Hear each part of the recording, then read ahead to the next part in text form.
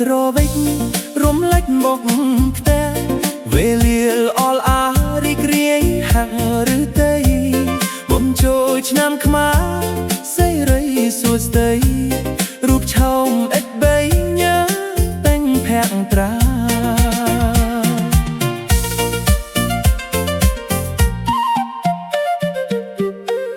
តូចតូចបាំងស្បូវពេលអង្គុយលក់ត្រីអាំងខ្នប់ច្រកមន់ស្រែចំការរស់រាយហៅភ្ញៀវជួយទិញពិសារត់ដើនភាសាបោផាមានលាក់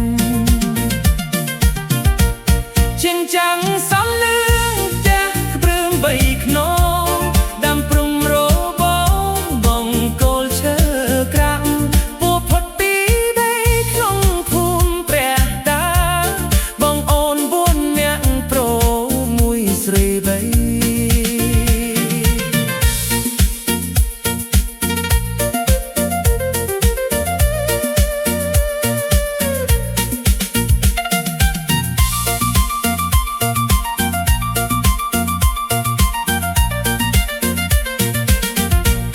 បារាយខាងកាតក៏កាតភូមិឋាន